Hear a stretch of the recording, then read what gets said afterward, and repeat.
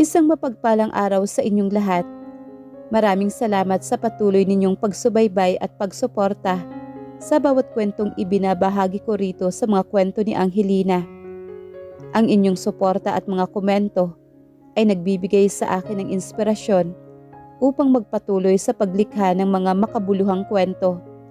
Sana ay patuloy ninyong samahan si Angelina sa bawat yugto ng kanyang mga kwento.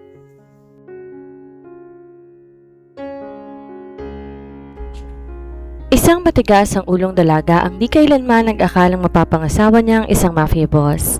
Nabubuhay si Fatima sa patuloy na hinala na ang huwad na kapayapaan ng kanyang mundo ay bigla na lang maglalaho. Bilang anak sa labas na isang pinuno ng isa sa mga angka ng Yakuza, ang kanyang buhay ay tinadhana sa pagiging tahimik at tago.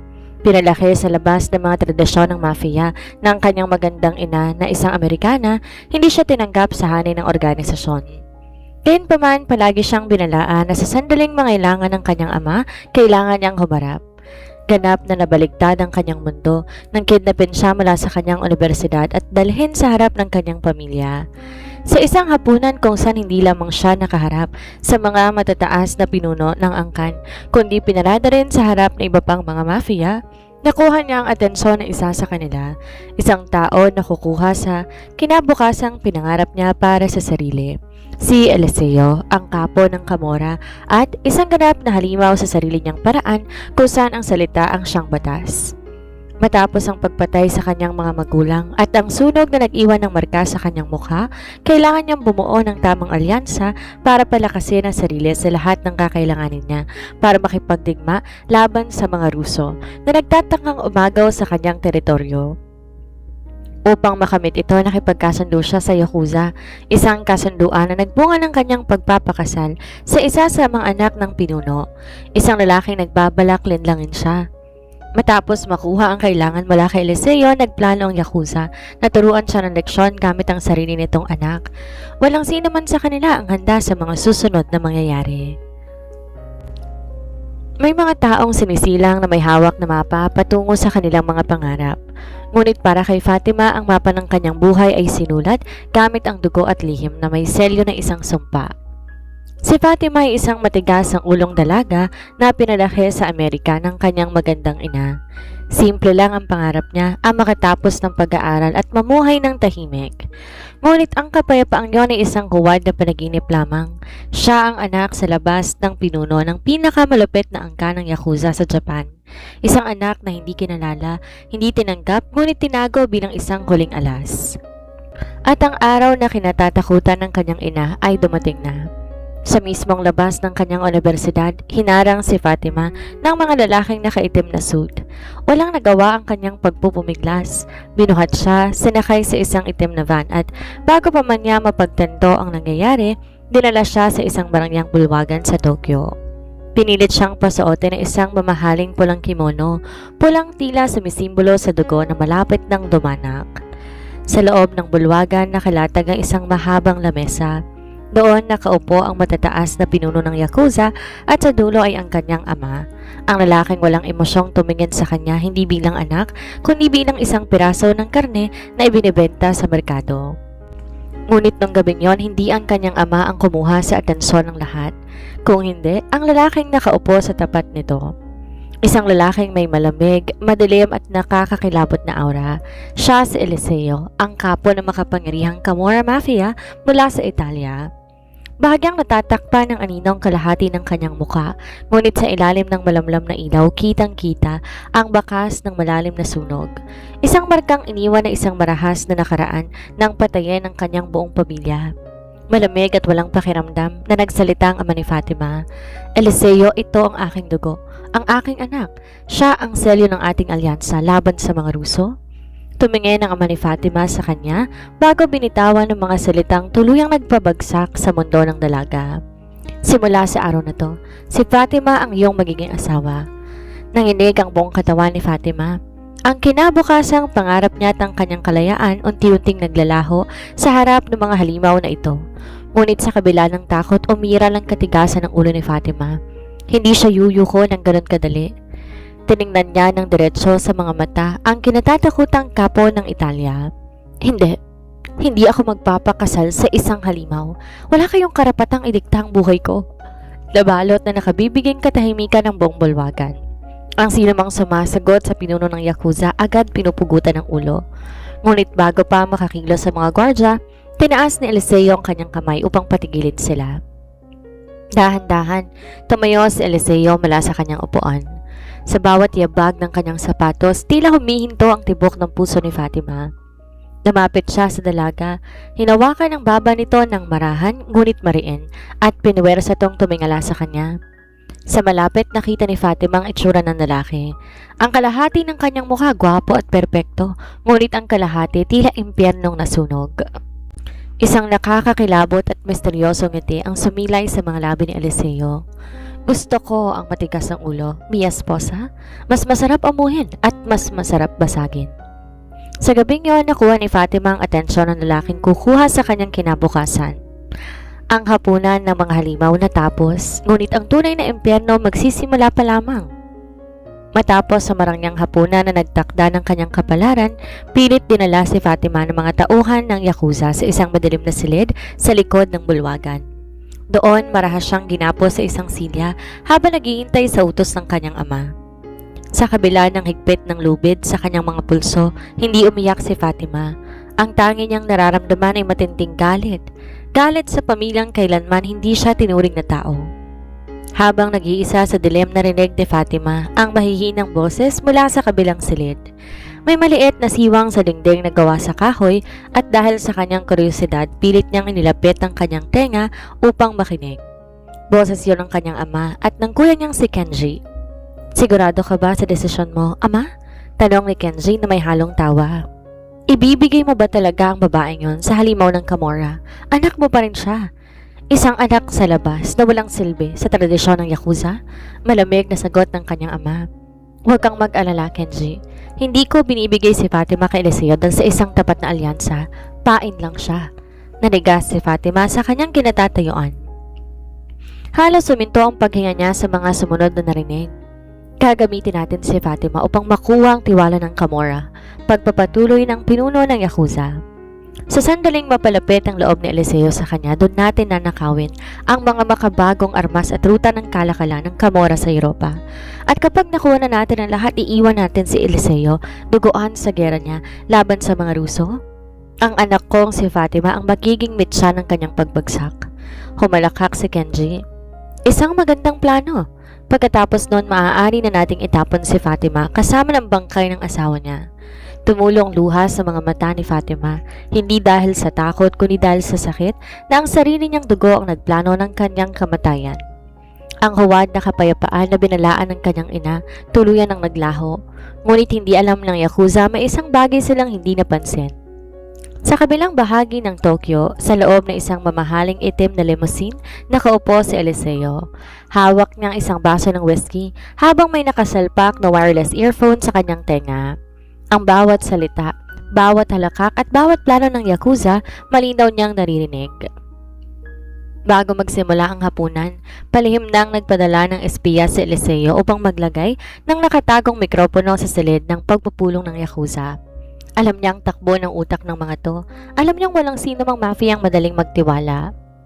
Isang malamig at nakakakilabot ng ngiti ang sumilay sa markadong mukha ni Eliseo.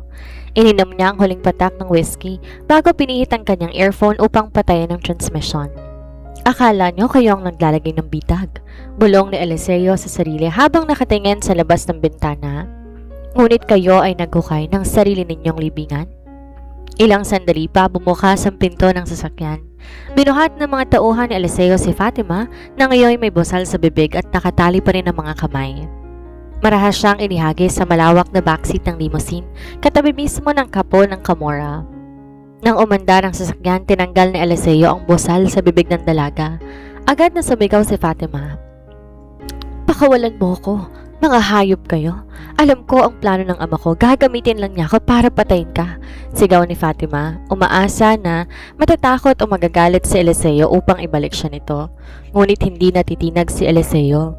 Tinitigan niya si Fatima gamit ang malamig na mga mata. Lumapit siya ng napakalapit, sapat para maamoy ni Fatima ang bango ng mamahaling pabango nito na may halong amoy ng tabako. Alam ko, mi esposa? Mahinahong sadyang nakakatakot na wika ni Eliseo. Natigilan si Fatima. Ano? Alam mo? Nilagay ni Eliseo ang kanyang kamay sa pisngi ni Fatima. Marahang hinaplos ang balat nito habang ang kanyang hinlalaki dumampi sa labi ng dalaga. Alam ko ang bawat salitang binitawan ng ama mo at dahil matigas ang ulo mo, may bibigay akong unang leksyon sa'yo. Bulong ni Eliseo habang ang kanyang tinig ay tila isang sumpa sa dilim. Simula ngayon, wala ka ng pamilya na nasa Japan at ang lalaki nagplano ng kamatayan ko gamit ang buhay mo. Sisiguraduhin kong papatayin ko siya sa harap mismo ng iyong mga mata. Pagkatapos na mahabang biyahe gamit ang pribadong eroplano ni Eliseo, lumapag siya sa Italia. Hindi dinala si Fatima sa isang normal na lungsod. Sa halip, pumasok ang kanilang sasakyan sa isang dambuhala at nakatagong mansyon sa Sicily na napapaligiran ng matatayog na pader na may mga talas ng wire sa itaas. Walang karangyaan o magandang bulaklak ang bumungad kay Fatima. Sa bawat sulok ng malawak na bakuran may mga lalaking nakatayo at may bitbit na naglalakihang otomatikong baril. Ang bawat sulyap ng mga ito sa kanya, tila ba sinusuri kung paano siya madaling mapapatay. Ito ang palasyo ng Camorra, ang kuta na natatanging halimaw ng Europa. Marahas na giniya ni Fatima ang mga tauhan ni Eliseo patungo sa isang malawak na silid sa pinakatuktok ng mansyon. Isang dambuhalang kama, madadilim na kortina at isang bintanang nakaharap sa bangin at dagat ang tanging laman noon. Iniwan siya noon na nakalak ang pinto mula sa labas. Lumipas ang ilang oras. Nang sumapit ang kalaliman ng gabi, narinig ni Fatima ang tunog ng susi. Bumukas ang pinto, pumasok si Eliseo. Bahagyang natigilan si Fatima. Hubad ang pantaas na katawan ng kapo. Doon, sa ilalim ng liwanag ng buwan na tumatagos sa bintana, tuluyan nang naging malinaw kay Fatima ang sinasabi ng kanyang ama na isang ganap na halimaw. Hindi lamang sa muka ang sunog ni Eliseo. Ang kanyang balikat at dibdib ay puno rin ng malalalim na pilat mula sa sunog at mga tahe ng kanyang lumang tama ng bala. Ang buong katawan nito ay isang buhay na mapa ng karahasan. Agad na paatras si Fatima hanggang sa samadsad ang kanyang likod sa pader. Niyakap niya ang sarili, pinapagana ang kanyang likas na katikasan ng ulo. Upang di mapansin Eliseo ang panginginig ng kanyang mga tuhod. Huwag kang lalapit sa akin, banta ni Fatima habang pilit na pinatatapang ang boses. Akala mo ba matatakot mo ko sa pilat mo? Kung balak mo kong perasahin o saktan para magigante sa Yakuza, magpakalalaki ka't gawin mo na ngayon. Hindi sumagot si Eliseo. Naglakad ito patungo sa isang lamesang kahoy sa gilid, kinuhang isang bagay at humarap kay Fatima. Isang matalim at kumikinang na kutsilyo ang inihagis ni Eliseo sa sahig, mismong sa tapat ng mga paa ni Fatima. Hindi ako namumwersa ng babae, Fatima, at lalong di ako nag-aaksay ng oras sa isang bihag na umiiyak sa sulok. Malamig na wika ni Eliseo habang nakapamulsa. Tumingin si Fatima sa kutsilyo, pagkatapos ay kay Eliseo. Anong ibig sabihin nito? Ang ibig sabihin niyan, simula ngayong gabi, tapos na ang buhay mo bilang isang inosenteng estudyante. Seryosong sagot ng kapo. Lumapit siya ng ilang hakbang. Ang kanyang mga mata ay walang kahit anong emosyon. Alam ng mga Ruso na kinuha kita. Alam ng ama mo na hawak kita. Sa mundong pinasukan mo, ang kahinaan ay isang hatol ng kamatayan. Tinuro ni Eliseo ang kutsilyo gamit ang kanyang paningin. Pulutin mo yan. Matuto kang humawak ng sandata at matuto kang pumatay.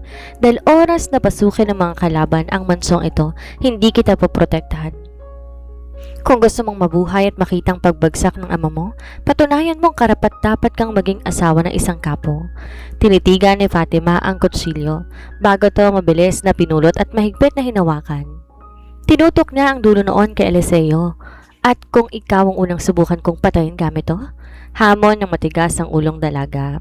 Isang maikli, ngunit nakakailabot na tawa ang pinakawala ni Eliseo. Tinalikuran niya si Fatima at naglakad patungo sa pinto. Subukan mo, huling bitaw na salita ni Eliseo bago tuluyang isara ang pinto. Ngunit siguraduhin mong hindi ka magmimintis, mi esposa, dahil kapag akong gumante walang sementeryong tatanggap sa'yo. Ilang linggo ang lumipas. Sinunod ni Fatima ang utos ni Eliseo hindi dahil sa takot, kundi dahil sa kagustuhan niyang mabuhay. Sa bawat gabing nag-iisa siya sa kanyang silid, palihim niyang pinag-aaralan ang bigat ng kutsilyo, ang tamang anggulo ng pagpihit nito at kung paano ito mabilis na itatago sa ilalim ng kanyang kasuotan. Ang kanyang katigasan ng ulo na dati nagagamit lang sa pakikipagtalo sa kanyang ngunit universidad unti-unting naging lakas upang makasabay sa malapit na buhay sa Sicily. Ngunit ang kapayapaan sa loob ng mansyon ng Camorra ay mabilis na nagwakas. Isang malalim na gabi, habang natutulog si Fatima, niyanig ang buong palasyo ng isang napakalakas na pagsabog. Boom! Nabasag ang mga salamin ng bintana. Agad nagbago ang kulay ng langit sa labas. Naging kulay abo at pula dahil sa naglalakihang apoy. Sunod-sunod na umalingaw-ngaw ang tunog ng mga otomatikong baril at ang mga sigaw ng mga lalaking nag-aagaw buhay. Sinalakay sila ng mga Ruso. Mabilis bumangon si Fatima, nanginginig ang kanyang buong katawan. Ngunit sa halip magtago sa ilalim ng kama, mabilis nang kinapa ang kutsilyong binigay ni Eliseo na nakatago sa ilalim ng kanyang unan. Bago pa man niya hawakan ang pinto, marahas tong bumukas mula sa labas. Isang dambuhalang lalaki na may mga tattoo ng Russian Mafia sa leeg ang pumasok.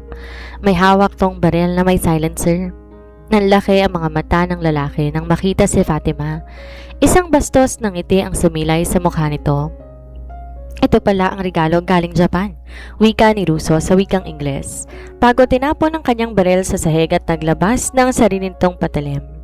Mas masarap kang ihatid kay Alexei ng buhay, ngunit may konting bawas. Agad na sumunod ang lalaki. Dahil sa laki nito, mabilis itong naisadlak si Fatima sa sahig. Nadagana na mabigat nitong katawan ang dalaga at marahas na hinawakan ang kanyang dalawang kamay. Sinubukan ni Fatima ang sumigaw, ngunit tinakpan ng Ruso ang kanyang bibig habang unti-unting binabaon ang tuhod nito sa kanyang tiyan. Sa gitna ng kakulangan ng hangin at papalapit na kamatayan, umiral ang matinding galit ni Fatima. Naalala niya mga salita ni Eliseo, matuto kang pumatay. Ang kahinaan ay hatol ng kamatayan. Ginamit ni Fatima ang natitira niyang lakas. Sa pamamagitan ng kanyang matitigas na ngipin, marahas niyang kinagat ang palad ni Ruso na nakatakip sa kanyang bibig. Napasigaw ang lalaki sa matinding sakit dahilan upang mabitawan ito ang isang kamay ni Fatima. Iyon ang pagkakataong hinihintay ng dalaga. Gamit ang kanyang pinalayang kamay, hinugot niyang kutsilyong nakatago sa kanyang bewang at nang walang pagkaalinlangan sa unang pagkakataon sa kanyang buhay, buong lakas nitong itinarak sa leeg ng Ruso. Bumulwak ang mainit na dugo sa mukha at puring damit ni Fatima. Nanlaki ang mga mata ng lalaki, nawala ng lakas at bumagsak ang mabigat nitong katawan. Sa tabi niya habang nanginginig bago tuluyang nalagutan ng hininga. Hingal na tumayo si Fatima, nanginginig ang mga kamay na puno ng dugo habang nakatitig sa bangkay sa kanyang harapan. Hindi niya mapaniwalang nagawa niya yon. Muling bumukas ang pinto, pumasok si Eliseo.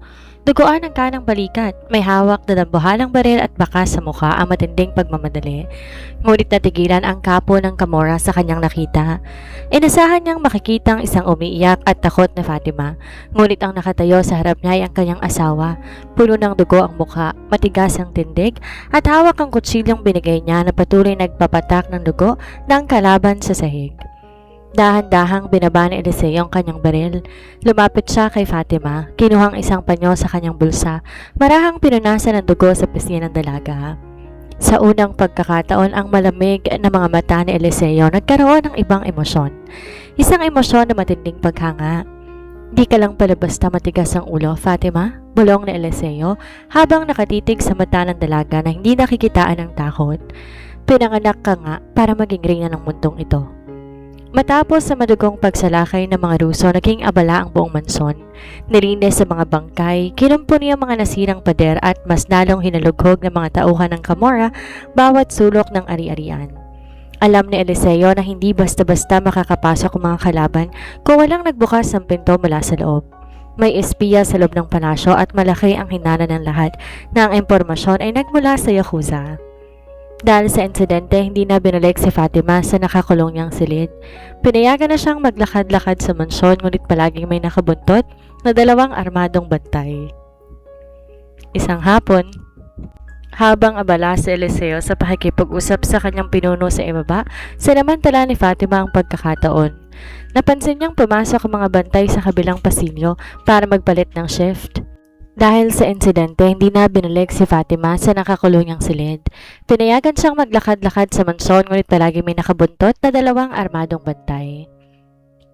Isang hapon habang abala si Eliseo sa pakikipag-usap sa kanyang pinuno sa ibaba, sinamantala ni Fatima ang pagkakataon. Dahil sa kanyang likas na katigasan ng ulo't kuryosidad, lumihis siya ng landas at naglakad tungo sa pinakadulo at pinakamadilim na bahagi ng mansyon. Ang silid na laging nakalock at mahigpit na pinagbabawal sa kahit na sino. Ngunit ng gabing yon, tila nakalimutang ilak ang pinto, bahagyatong nakabukas. Dahan-dahan, pumasok si Fatima. Walang kahit anong karangyaan sa loob. Ang silid ay amoy lumang papel, alikabok at kandila. Sa gitna ng silid, may isang maliit na altar na gawa sa maitim na kahoy. Lumapit si Fatima. Nanlaki ang kanyang mga mata sa kanyang nakita. Nakaayos sa altar ang mga lumang larawan, isang nakangiting babae at lalaki, at isang maliit na batang lalaki na wala pang kahit anong pilat sa mukha. Si Eliseo ng bata pa. Sa gilid ng larawan may mga sunog na piraso ng damit, isang sirang laruan at ang mga abo na nakalagay sa isang mamahaling porera. Doon na pagtanto ni Fatima ang lahat. Ito ang alaala ng pamilya ni Eliseo na namatay sa trahedyang sumunod sa kanya buong buhay. Ang sunog na nag-iwan ng marka sa kanyang mukha ay siya ring sunog na tumupok sa lahat ng taong nagmahal sa kanya. Ang natatanging halimaw na kinatatakutan ng Europa, binuo mula sa abo ng kanyang sariling pamilya. Sino nagbigay sa iyo ng karapatang pumasok dito? Isang malamig at gumagaralgal na boses ang narinig ni Fatima mula sa pinto. Mabilis siyang lumingon at nakita si Eliseo. Madilim ang mukha nito. Nakakuyom ang mga palad at ang mga matay nag-aapoy sa galit. Sa isang iglap lumapit si Eliseo at marahas na hinawakan ng magkabilang balikat ni Fatima. Sinadlak siya sa pader sa tabi ng altar.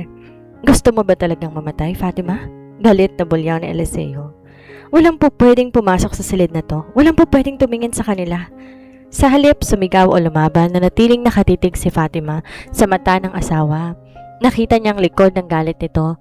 May matinding sakit at pangungulila na matagal nang tinatago ng kapo ang katigasan ng ulo ni Fatima. Napalitan ng isang di inaasahang emosyon, habag. Dahan-dahang tinaas ni Fatima ang kanyang kamay at sa unang pagkakataon, dinampi niya ang kanyang mga palad sa markadong bahagi ng mukha ni Eliseo, ang bahaging palaging iniiwasan ng lahat na tingnan. Hindi ako natatakot sa iyo, Eliseo, mahinahong wika ni Fatima habang diretsong nakatingin sa kanya.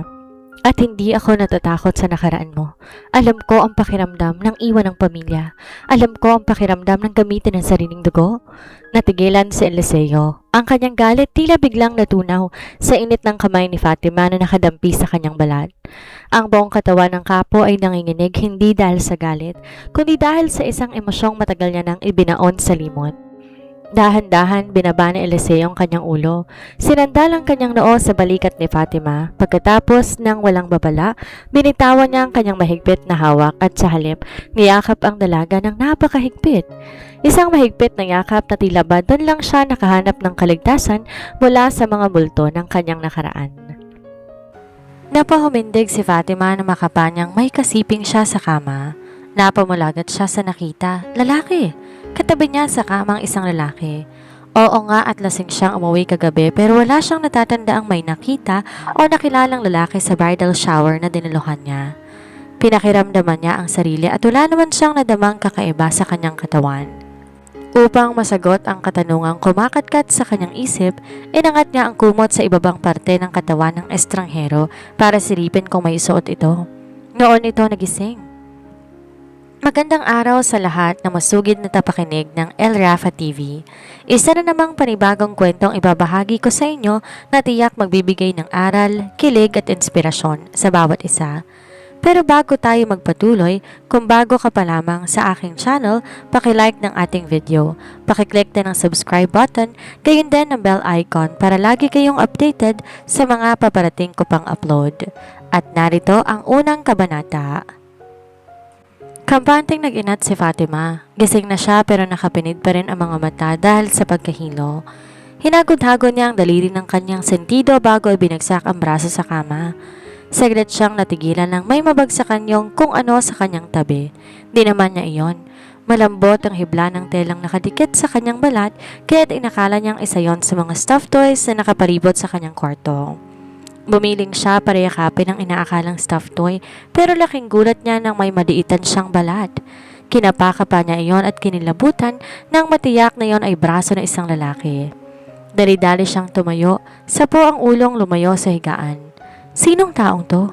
Litong tanong niya sa sarili. Pilit niyang inalala ang nangyari ng nagdaang gabi. Natatandaan niya umuwi siyang hilong-hilo at halos umiekis ang lakad. Galing siya sa shower party ng isang kaibigan. Maaaring lasing siya, oo, ngunit malinaw sa isip niya na wala siyang nakitang lalaki sa naturang party. Dahan-dahan niyang iniangat ang kumot para silipin ang paanan nito. Pero habang ginagawa niya yon, nagising ang lalaki at ang ginagawa niyang pagsilip ang namulatan nito. Bumalik ito. Who are you? Tanong nitong mabilis na bumaba ng kama. Noon niya nakitang nakakremang slacks ito. Napasiksik ang dalaga sa isang sulok. Gulat at medyo takot. Di mo ba naririnig ang tanong ko? Sino ka? Ulit nito. Huminga siya ng malalim. Kwarto niya yon. Bakit siya ang tinatanong nito? Teka, hindi kaya ako ang dapat magtanong kung sino ka? Aniya na makabawi. Anong ginagawa mo rito at bakit ka natutulog sa tabi ko? Natutulog sa tabi mo? Gulat ding napakunot noo ang lalaki. Kahit nakapagitna sila sa kakatwang sitwasyon na yon, nabigyang pansin pa rin niya na gwapo at makisig ito. I'm sorry miss, pero wala nang mahiga ako rito kagabi. Wala namang ibang taong nakahiga dito. Napamaang siya. You mean, mas nauna kang natulog kaysa sa akin kagabi? Well, I don't know. Basta wala ako nakitang ibang tao nang mahiga ako dito kagabi. Sagot nito. Kung ganoon, ikaw ang yumakap sa akin. Ang akala ko nananaginip lang ako, totoo pala. Niyayakap ako ng isang babae. Hoy, wala akong nalalaman sa sinasabi mo. Depensa niya. Wala. Bakit mo sinasalip ang ilalim ng kumot ko? Ano sanang gusto mong gawin sa akin? Aba, at ako pa ang pag-iisipan mong may gagawing masama sa'yo, ikaw tong basta na lang pumasok sa kwarto ko eh. Dumampot siya ng unan at ibinato rito. Tumabas ka nga sa kwarto ko, walang hiya. Bastos! Hey, wait, ano ba? Anito habang umiilag. Stuffed toys naman ang hinagip niya. Get out of here. Hanggang sa makalabas ng kwarto, sinusundan pa rin ng lumilipad na stuffed toys ng lalaki at waring hindi pa kontento, hinabol pa niya ito. Yoli, Julian! Tawag niya sa mga kasama sa bahay. Tumawag kayo ng pulis. Madali. May nakapasok na ibang tao sa bahay? Wait, bakit mo ko ipapapulis? Yoli, Julian, ano ba kayo? Tumawag sabi kayo ng pulis eh. Tili pa rin niya. Fatima, Gerard, ano ba yan? Napalingon ang dalaga nang marinig ang boses na yon. Tita Margarita, gulat na sambit niya. Narito na pala kayo. Dali-daling napunta sa likuran ng matandang babae ang lalaki. Ninang, sino ba yung gerera na yan? Busangot ang mukhang tanong nito. Ninang? Tinawag nitong Ninang ang kanyang tita Margarita. Siya si Fatima, iho. Siya yung naikwento ko sa iyo na nagpapatakbo ng Aguirre Enterprises. Napatingin si Doña Margarita sa paligid at sa mga stuffed toys na nasa sahig. Teka, ano bang nangyari dito? Pinagbabato niya ako? Sumbong ng lalaki. Paano hindi kita babatuhin? Nakatulog ka sa kwarto ko, sa bed ko, sa tabi ko. Sumbat niya. Napamulagat ang matandang babae. Ano? Magkatabi kayong natulog? Napatutop sa bibig pati sina Yoli at Julian napapalapit para tingnan ko anong sinisigaw ng dalaga. Ninang, hindi ko ho yun alam. Nang mahiga ako sa kama, walang ibang tao doon. Nang magising ako, naroon na siya. Pagkatapos, pinagbabato niya ako ng unan at stuffed toys. Paano kung napunta sa kwarto niya? Di ba yung pangatlong kwarto mula sa hagdan ang sinabi ko sa'yo na tutuluyan mo? Kaya nga ho, Ninang. Yung third room naman ang pinasok ko. No, iho. Pangalawa pa lang yan dahil yung room na pinakamalapit sa hagdan, study room at hindi yun kasama sa bilang na sinabi ko sa'yo. Napakamot sa batok ang lalaki. I didn't know. I'm sorry. Ikaw naman, Fatima. Baling ni Doña Margarita sa dalaga. Hindi mo man lang ba napansin na may iba palang taong nakahiga sa kama mo nang humiga ka kagabi? Napatungo siya. Hindi niya alam kung sasabihin ba niya sa matanda na lasing siya nang umuwi ng nagdaang gabi. Pero alam na pala nito ang tungkol doon. Ngayong umaga lang sinabi sa akin ni Yoli na umiekis daw ang lakad mo nung umuwi ka kagabi. Totoo ba yon? Tumango siya. At kailan ka pa nagsimulang uminom? 2 weeks na akong nawala Tita, hindi ko yun naiwasan kagabi. Naimbita ho kasi ako sa shower party ni Patty, yung anak ng AVP ng kumpanya. Syempre ho, hindi ako po pwedeng maging KJ doon, paliwanag niya. Ikaw, lingon itong muli sa binata. Hindi mo man lang din ba napansin na may nahiga sa tabi mo? Napakamot to sa batok. Pagod na pagod ho ako, Ninang. Napahimbing ho ng hustong tulog ko. Napasa po sa noo ang matanda. Hay nako, ang mabuti pa ayusin nyo yung mga sarili ninyo. Tingnan ninyo, na hindi pa kayo nakakapaghilamos. Hala, mag-ayos kayo ng inyong mga sarili at sabay-sabay tayo mag-aalmusal. Binalingan ito ang nakaantabay na katulong. Yoli, ayusin mo na tong mga stuffed toys. Ibalik mo sa kwarto ni Fatima. Agad namang tumalima ang katulong habang ang binata ay kumilos pabalik sa kwartong pinanggalingan. Hey, ano bang gagawin mo dyan? Sita ni Fatima? Sinabi na ngang kwarto ko yan Nasa loob pa ng kwartong to ang mga gamit ko. Formal na tura nito. Nakahalokip-kip na inirapan niya ito. Pagkatapos ng agahan, formal na inintroduce ni Doña Margarita ang dalaga at binata sa isa't isa. Sinabi nito sa inaanak na si Fatima ay isa sa mga scholars ng Alejandro Aguirre Scholarship Foundation na nang maurilang lubos ay kinupkup nito at pinatira sa Aguirre Mansion. Pinapag-aral hanggang sa makatapos ng college. Mabuti nga't napagpasyan kung kupkupin siya noon, sabi pa ng Donya. Kung wala siya sa poder ko, baka kung ano nang nangyari sa Aguirre Enterprises nang simulan kong indahin ng pagtanda. Matalino at mabait tong si Fatima kaya nga napagkakatiwalaan ko ng husto. Yun nga lang, nagibit balikat to. May pagka-happy-go-lucky ang batang to. Nakamatsyag lamang si Fatima habang nakikinig sa pagsasalita ng matanda. Siya ang naging anak ko sa mga nagdaang taon. Patuloy nito na bahagyang nabahira ng lungkot ang mukha. Hindi siya nagtangkang sumabat, lalo na nang finally, bumaling to sa kanya para si Gerard naman ang ipakilala. Siya naman ang inaanak ko na madalas ko ring mabanggit sa iyo noon, Fatima, si Gerard. Tumango siyang sinulyapan ng lalaki pero agad din niyang binawi ang paningin nang makita niyang ngumiti ito. Masama ang nangyari sa unang pagkakakilala nila at hindi niya yon mababaliwala. Natatandaan mo pa ba yung mga kwento ko sa iyo tungkol sa kanya? Tanong ng Donya. Matagal din kayong hindi napunta sa Bacolod, sabat ni Gerard. Ano mga nasabi niyo sa kanya tungkol sa akin? Di kung paano kita naging inaanak? Sige nga, Fatima, sabihin mo kung anong mga naikwento ko sa iyo tungkol sa kanya. Pinigil lamang ng dalaga ang pagniwi na inaanak niyo siya sa kumpil at tuluyan na siyang umuwi. Napakarami ho nun, tita. Mas gusto ko sanang malaman kung ano ng resulta ng lakad ninyo sa Bacolod, pag-iiba niya sa usapan.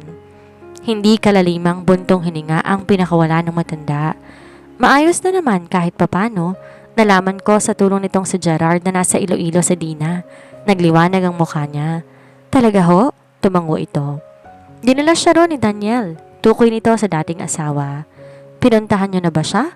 Hindi pa, iling nito. Si Gerard pa lang napaparoon. Bakit hindi niyo pa siya pinupuntahan? Baka malaman na naman nung Daniel na nakita niyo sila at ilayo na naman sa inyo si Dina. Hindi na mailalayo ni Ninong si Dina.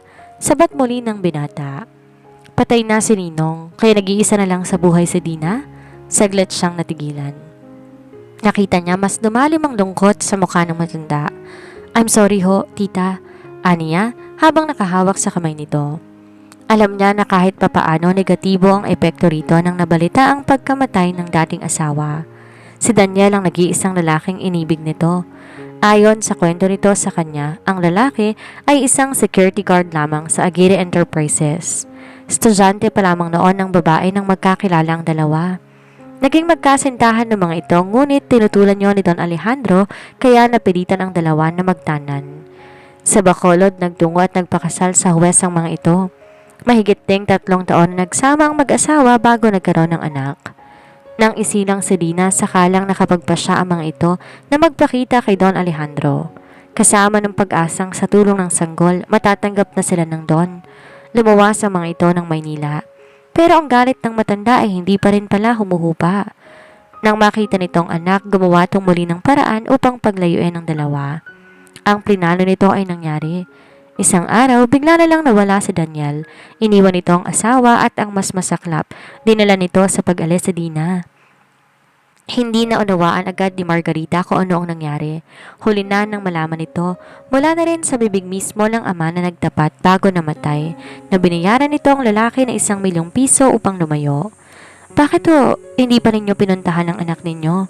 Kung nag-iisa na lang siya sa buhay, mas madali ho ninyo siyang makukuha ngayon, sabi ni Fatima habang hawak pa rin ang kamay ng matanda. Hindi yun ganun kadali. Si Gerard ang sumagot.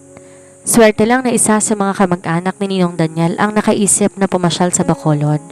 Sa pag-aakala nyo na hindi na nagagawi doon si Ninang, nasabi nitong nasa Iloilo nga si Nadina at Ninong Daniel. Paano nyong nalaman na patay na ngayon yung si Tito Daniel? Pinapunta ko nga si Gerard doon nung dumating ako sa Bacolod at sabihin nilang mag-ina sa akin na nasa Iloilo ang anak ko. Tugon ng matanda. Siya ang nakakaalam ng lahat? Muli niyang binalingan ang lalaki. So nakita mo na pala si Dina? Yeah, I found her. Sinabi mo ba sa kanya na hinahanap siya ng mother niya? No, ayoko siyang biglain. Marami-rami akong nalaman sa naging buhay niya. Yun nga lang karamihan hindi magaganda. Hindi mabuti ang background ng kanyang nakaraan at kabataan dahil hindi magandang environment na kinalakan niya. Kailan niya siya kukunin, tita? Babalik kami ni Gerard sa Bacolod bukas. Pagkatapos tutuloy kami sa Iloilo. Lumabas lang naman kami dahil kailangan kong kunin ang ilang katibayan na anak ko si Dina. Gusto niyo ba samahan ko kayo? Salamat na lang iha pero ayokong iwan mong kumpanya. Don't worry about her, singit ng binata. I will take care of her. I hope na maging maayos ang lahat, tita. Sana nga iha, sana sa pagbabalik ko rito kasama ko ng anak ko. May magkahalong kalungkutan at pag-aasam na saad ng matanda. Bigating kumpanya ang Aguirre Enterprises. Bilang kinatawa ni Margarita Aguirre de Vega, si Fatimang may hawak sa pinakamataas na posisyon doon. Pero yon ay tuwing office hours lamang. Kapag tapos na ang trabaho, umaasta siya tulad sa isang ordinaryong tao. Fatima, bakit di ka pa nagbibihis? Sabi ng babaeng nakasilip sa kanyang opisina. Maya-maya lang aalis na tayo ha? Tumayo siya sa kanyang swivel chair. Saglit inayos ang suot niyang corporate attire at saka lumabas ng opisina. Di pa ako nakakapag-decide kung sasama ko sa inyo, Libby. What do you mean? Dumating si Tita Margarita eh. So what? Dati naman natin ginagawang lumabas ng gabi kahit nandun siya, di ba? Yeah, pero alalahanin mo, nakainom ako nung umuwi kagabi. Baka isipin ni Tita Margarita sumusobra na ako. Come on, siniko siya nito. Bakit di mo naman napapabayaan ang kumpanya? Aguirre Enterprises is doing well. Noon naman ay papalapit na isa pang empleyada, si Michi. Naka-casual attire na ito. Hey Fatima, Libby, ano pang ginagawa ninyo? Magbihis na kayo at aalis na tayo. Salubong nito sa kanila. Bistro RJ is waiting for us. Ito kasing si Timay wala yatang balak sumama sa atin eh. Ani Libby. What? Oh, come on, ikaw pa. Si Fatima Santa Maria hindi sasama sa bistro? Imposible yata yun na. Look, it's still early, no? Sabi niya. Pero hindi naman tayo tutuloy agad sa bistro eh. Humilig si Mitchie sa kanya. Julius called me. Iniimbitan tayo sa place niya kaya dun muna tayo pupunta. Tinanong niya sa akin kung kasama kayo and I said, yes. Napataas ang kilay ng dalaga. Bakit naman niya tinatanong? Obviously, gusto ko niyang makita ulit at makasama after about 2 years na hindi kayo nagkita. Nagkibit balikat siya. Sa pagsama-sama sa mga kaibigan na kilala ni Fatima, ang punk na si Julius 2 taon nang nakakaraan. Anak to na isang kilalang polis Maynila. Naging boyfriend niya to sa loob ng ilang buwan pero minsan magtangka itong isama siya sa motel nagkasira sila. Mula noon hindi na sila nagkita pa. Pagkalipas ng 2 taon, aksidenteng nakatagpo silang muli sa isang disco. Nagpakita to ng interes na makipagbalikan sa kanya pero wala na siyang anumang nararamdaman para dito. Ano, halika na, magbihis na tayo. Pangulit ni Libby. No, hindi talaga ako makapag-decide. Para kasi wala akong ganang lumabas ngayon eh, paliwanag niya. Come on, di mo ba gustong makita ulit si Julius? Tanong naman ni Mitchie. Napaingo siya. Kung siya lang ang magiging dahilan, hindi nyo na ako makukumbinsing sumama sa inyo. Kala ko ba mga tulad niyang punk ang tipo mo? Tukso nito. Oo nga, susog ni Libby. Di ba hindi ka nagkaroon ng ibang relationship after you broke up with him? Isn't that a big sign na siya pa rin dyan sa puso mo? Baka naman ayaw mong ma-realize yun kaya ayaw mo. Or shall I say, Umiiwas ka na makasama siya. Natatakot ka na. Wala akong kinatatakutan, okay? Putol niya sa sinasabi ng kaibigan. Sige, para wala kayong isipin na anuman, sasama ako. Alright, nasisiyahang sambit ni Libby. So, what are we waiting for? Magbihis na tayo. Babalik na sana si Fatima sa kanyang opisina pero isang boses ng lalaki ang pumigil sa kanya. Excuse me? Sabay-sabay na palingon ang magkakaibigan. Gerard, what are you doing here? Takang osisa niya. Sinusundo kita, tugon ng lalaki. Kaya pala ayaw niya na kay Julius May iba na pala siyang tagasundo. Bulong naman ni Libby. Pero hindi ang tipo niyan ang type ni Timay. I should know. Dahil matagal na rin kaming magkaibigan, sabi ni Mitchie. Nakakunot ang noo na lumapit siya ng bahagya sa lalaki. Did I hear you right? Sinusundo mo ako? Yes, you heard me right. Well, I don't know kung saan mo nakuha ang ideya na gawin yan. Nagkibit balikat siya. Maybe from Tita Margarita? Pero hindi mo ako po pwedeng sunduin dahil hindi kita binigyan ng permiso. Besides, may lakad kami ng mga kaibigan ko. Oh, by the way, mabuti na rin at naparito ka. Pakisabi mo kay Tita Margarita na medyo malilate ako ng uwi. Pagkasabi noon, binirahan niya ito ng talikod. Wait! Habol nito sa kanya. Hindi ako uuwi nang di ka kasama, okay? Muli niya itong hinarap at saka namewang. What did you say? Naniningkit ang mga matang tanong niya. I said, hindi ako uuwi nang di ka kasama. Pinasok ng binata ang kamay sa bulsa ng suot na stocks at saka nagpaliwanag. Listen, it's not my idea na sunduin ka. Si Ninang ang may utos ito sa akin. At bakit naman ako ipasusundo sa'yo ni Tita? She is aware that I can drive my own car at alam ko naman ang daan pa uwi ng bahay. Mas alam ko pa nga kaysa sa'yo because I grew up here. Yun ay kung talagang pauwi ka na. Yes, she is aware that you can drive pero aware din siya na sa pagdadrive kung minsan kung san-san mo pinipihit ang manabela. Napadilat ng gusto ang mata ng mga kaibigan habang halos magtagis naman ang mga ngipin niya sa inis. Who the hell do you think you are, ha? What do you know about me? I know a lot of things about you. Nakalimutan mo na ba na kaninang umaga lang sinabi sa akin ni Ninang ang maraming mga bagay tungkol sa'yo? Nakasimangot niyang binalingan ng mga kaibigan. Well, ladies, I think wala na akong magagawa. Pinadala na ako ni Tita ng nani Kayo na lang tumuloy. Enjoy yourselves. Wait, Tita. Hindi mo ba kami papakilala sa kanya? I don't want to miss the opportunity to meet someone like him. Pabulong na request ni Mitchie. He's so gorgeous. This is Gerard Tierra, salo ng lalaki. Inaanak ako ni Margarita Aguirre de Vega. Kinamayan nito ang mga babae. Maya-maya pa'y ilan pang kaibigan niyang nagsipagdatingan. Pinakilala rin niya ang mga ito sa lalaki. Tuwang-tuwa naman ang lokong to. Ismid ni Fatima sa magilaw na pakikiharap ng lalaki sa mga kaibigan niya. Dahil sa pag-irap niya, hindi niya napansin na nakabaling na sa kanya sa Gerard. I want you to know that I am not your nanny. Mahinang sabi nito. Now bababa na ako. I will wait for you in the car. In 5 minutes, kailangan naroon ka na dahil kung hindi, pagbibigyan kita. Aalis ako at ako ang bahalang magsabi kay Ninang na ayaw mong sumama sa akin. Umatras to ng ilang hakbang. Nagpaalam sa mga babae bago tumalikod. See you soon, Gerard, sabi ng mga babae. Lumingon ang lalaki, ngumiti, at saka nagpatuloy sa paglakad. Marami ka palang kaibigan, sabi ni Gerard nang nasa kotse na sila on their way home. Marami nga, ani Fatima na sa labas ng bintana ng kotse nakatuon ang paningin. Actually, hindi lang yung mga nakita mong kausap ko, mga kaibigan ko. Marami pang iba. Sila ang kasama mo sa mga lakad mo? Yes. Katulad ng sinabi ni Tita Margarita, happy-go-lucky ako. Inaamin ko kung saan ako nakakarating kaya marami ako mga kaibigan. You're not my type kung ganon, naisip ng binata. Sa kilos, pananalita at pananamit, napuna nito na talagang moderna siyang babae. Kabilang sa mga babaeng sa sarili nitong paniniwala ay hindi nito pag-aaksayahan ng panahong pakaibiganin man lang. Bakit ba ako naisipang ipasundo ni Tita Margarita? Tanong ng dalaga kapag kuwan. Baka raw maisipan mong pumunta sa kung saan at gabihin ka sa pag-uwi. Marami siyang gustong ipagbilin sa'yo. Kung di ka niya makakausap ngayon, hindi ka na rin niya makakausap bukas dahil maagang-maaga ang alis namin. Lihim siyang napangiti. Mabuti naman at aalis ng isang to, aniya sa sarili. Galit ka ba sa akin dahil sa nangyari kagabi? Pagkuway tanong nito. Umismit siya. Alangan namang matuwa pa ako ron. Pero hindi ko yun kasalanan. I have already explained my side. I don't believe you. Do you know that? Sinadya mong matulog sa kwarto ko. Ako sa niya. At alam mo ba na babae ang may-ari nun dahil punong-puno yun ng stuffed toys? Isa pa, puro gamit ng pambabae ang naroon.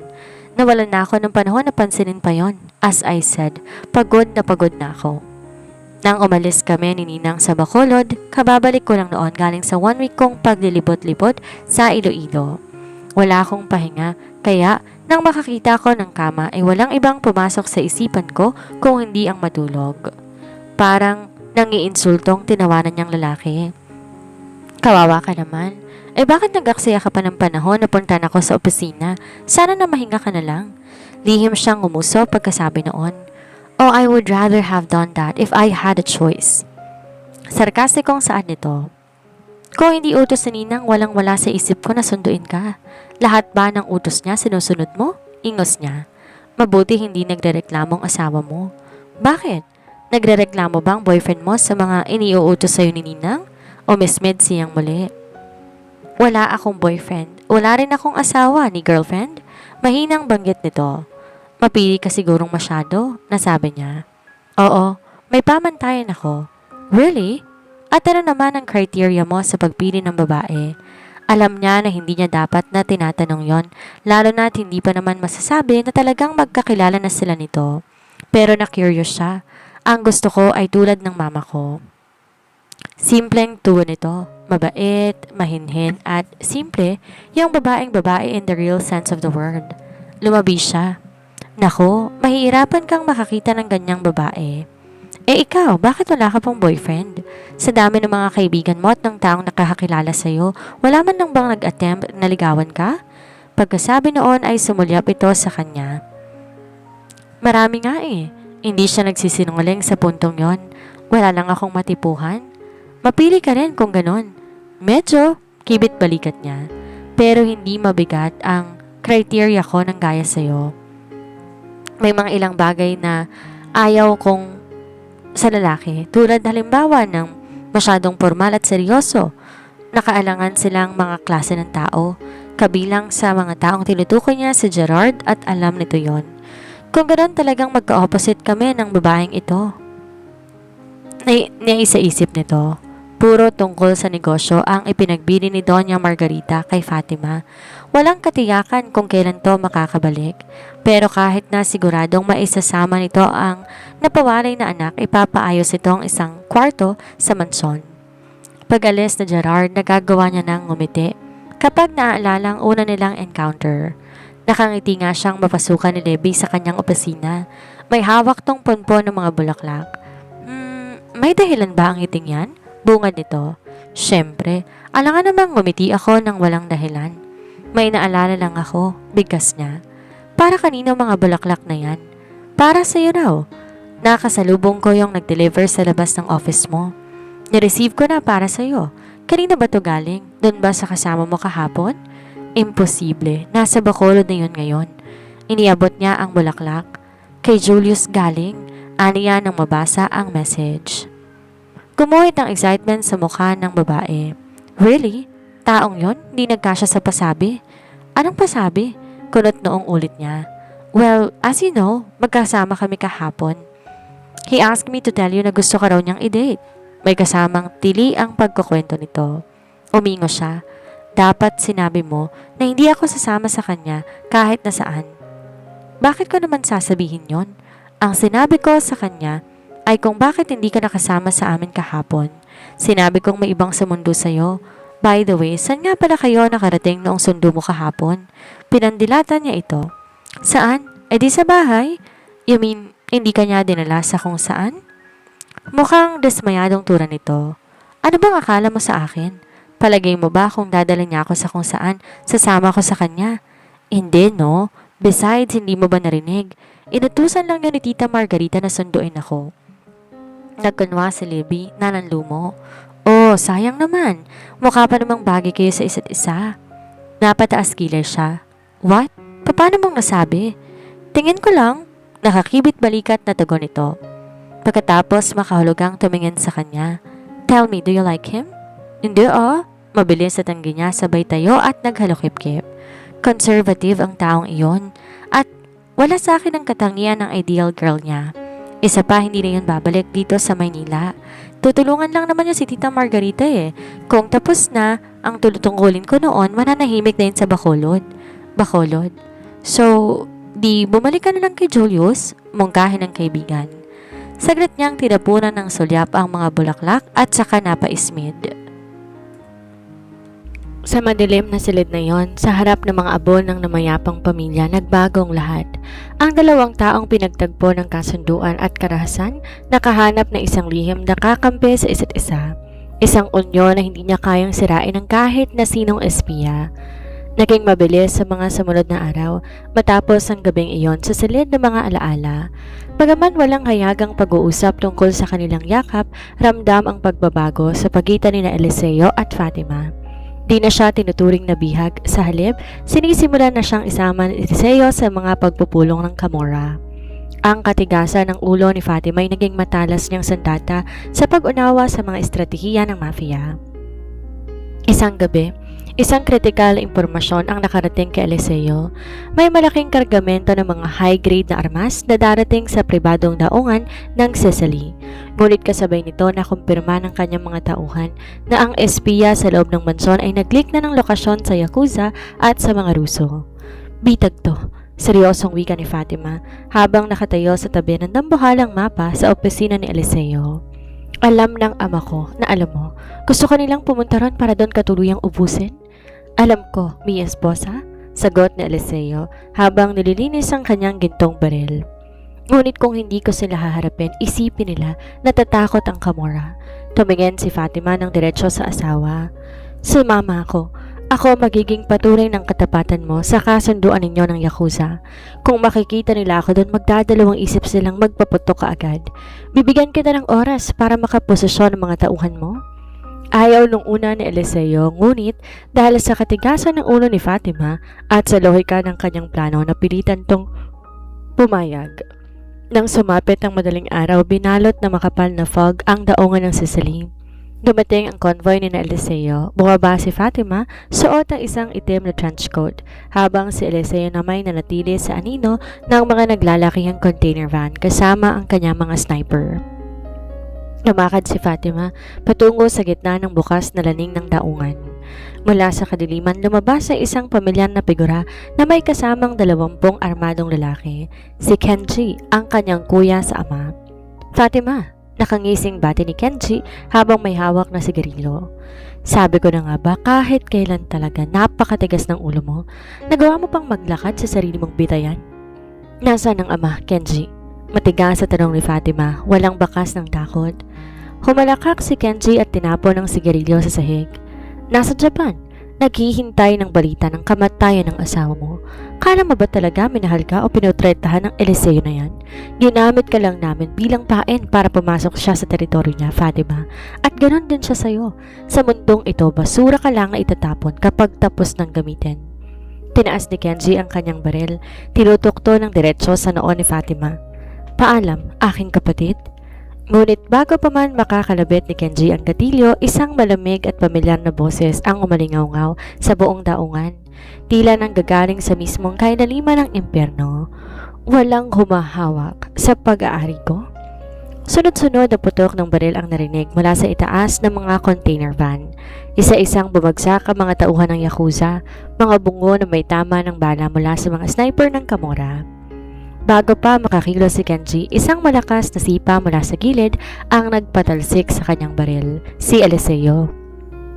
Mabilis sinunggaba ni Eliseo ang leeg ni Kenji. Binuhat to gamit ang isang kamay at marahas na isinadlak sa bakal na poste ng daungan. Nagpumigla si Kenji, ngunit ang lakas ng kapo ay tila isang halimaw na walang katapat.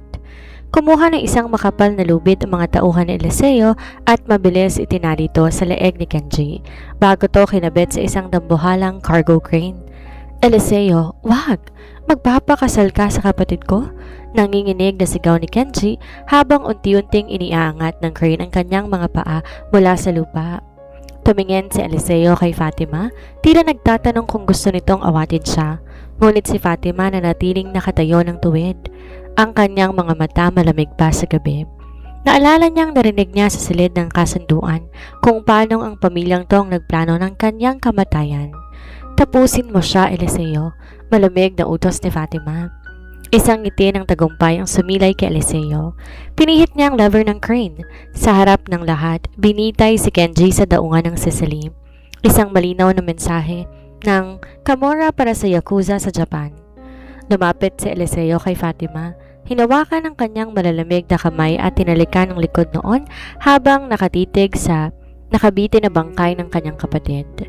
Ngayong gabi, Mia Esposa, formal lang nagsimula ang digmaan. Matapos sa malagong engkwentro sa daungan, naging usap-usapan sa buong underworld ang bagsik na mag-asawang Eliseo at Fatima.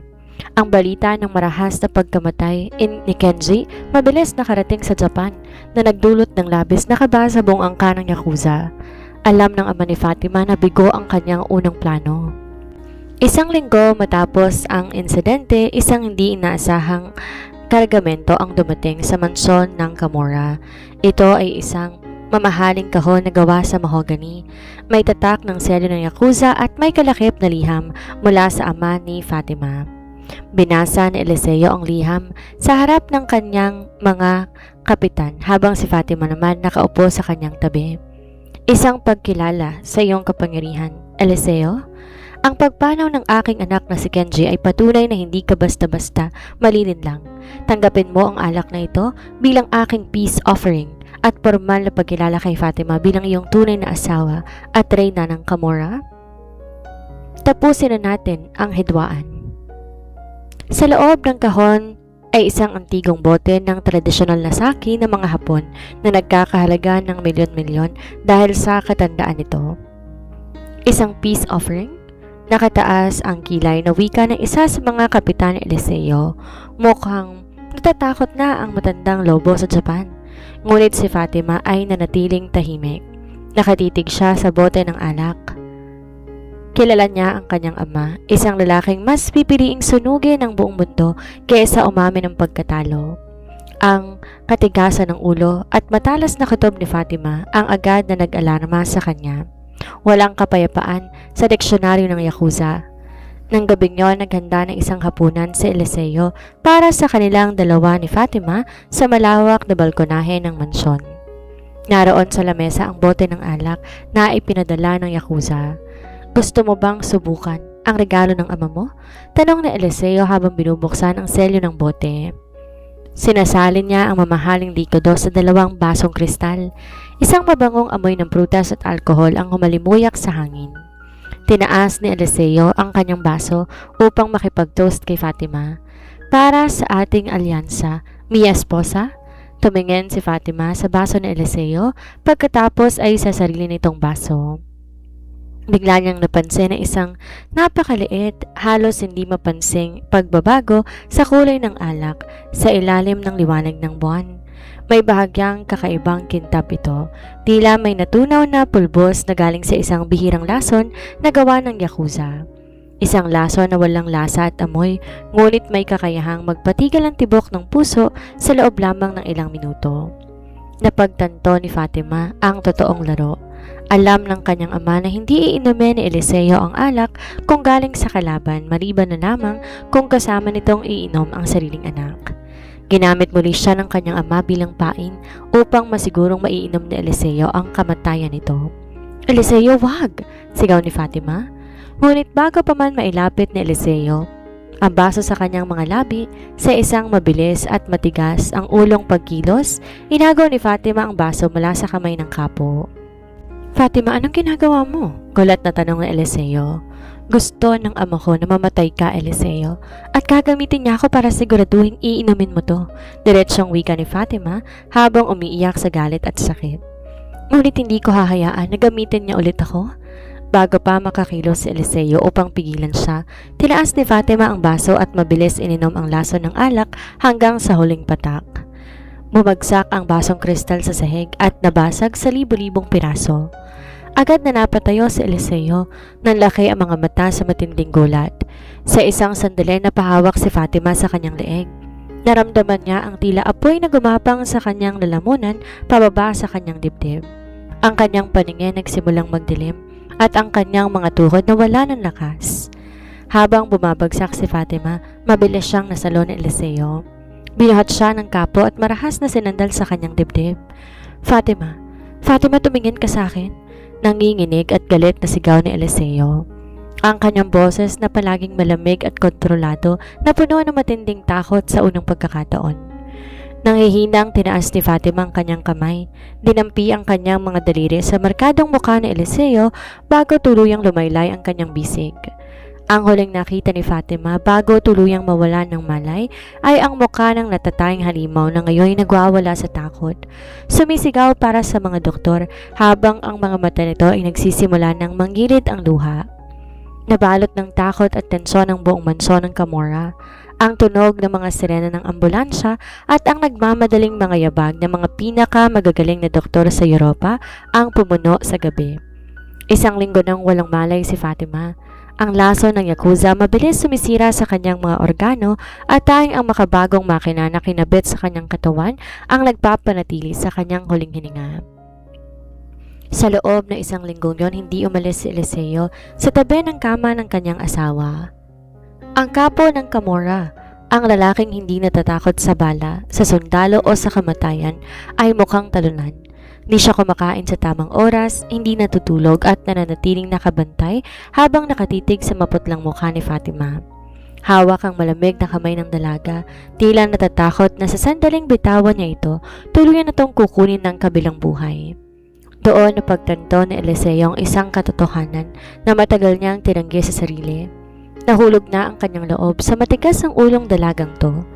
Ang babaeng pinadala sa kanya bilang bitag, siya palang magiging kahinaan at lakas ng kanyang puso. Huwag kang mamamatay, Fatima, bulong ni Eliseo sa kadiliman ng silid. Ang boses ay basag at puno ng pagmamakaawa.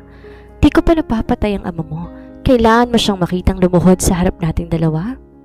Sa ikawalong gabi, habang binabantay ni Eliseo, bawat mahinang tibok ng heart monitor biglang gumalaw ang mga daliri ni Fatima. Isang mahinang ungol ang lumabas sa mga labi ng dalaga. Dahan-dahan bumukas ang kanyang mga mata na unay nalabo dahil sa matagal na pagkakahimbing, ngunit unti-unti ring luminaw sa ilalim ng malamlam na ilaw ng silid. Ang unang bumungad sa paningin ni Fatima ay ang mukha ni Eliseo. Gulo-gulo ang buhok ng kapo, may malalalim na itim sa ilalim ng mga mata at bakas sa matinding pagod. Ngunit ang mas nakapukaw sa pansin ni Fatima ay ang pamumula ng mga mata ng lalaki. May mga bakas ng natuyong luha sa pisngi nito, mga luhang iniyak na isang halimaw para sa isang mortal. Eliseo? Napakahina at paos na tawag ni Fatima. Agad na napatayo si Eliseo. Sa isang iglap, marahan niyang hinawakan ang mukha ni Fatima. Tila ba sinisigurado kung totoo ang kanyang nakikita? Isang malalim at mahabang hininga ng Lunas ang pinakawala ng kapo bago niya dahan-dahang dinikit ang kanyang noo sa noo ng dalaga. Matigas talagang ulo mo, mi esposa, bulong ni Eliseo. Habang isang luhay muling pumatak mula sa kanyang mga mata patungo sa pisngi ni Fatima. Sabi ko sa'yo, huwag kang uminom nang hindi ka pinapayagan. Bahagyang ngumiti si Fatima sa kabila ng panghihina ng kanyang katawan. Ang kanyang kamay pilit na tinaas upang hawakan ang kamay ni Eliseo na nasa kanyang pisngi. Sa sandaling yon, alam ng dalawang pusong binuo sa karahasan na wala nang uurong ang kanilang nararamdaman.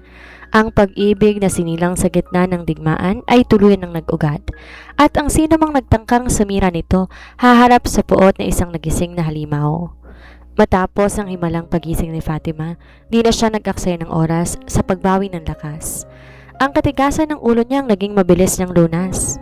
Sa loob lamang ng ilang araw, nagagawa niya ng tumayo at maglakad ng tuwid, ngunit may nagbago sa kanyang mga mata. Ang takot ng isang inosenteng estudyante na nadala sa Italia tuluyan ng natunaw, at ang pumalit ay ang malamig na apoy ng isang rinang naghahangad ng hustisya. Isang gabi, pumasok si Fatima sa malawak na war room ng Camorra kung saan nagpupulong si Eliseo at ang kanyang mga nangungunang kapitan.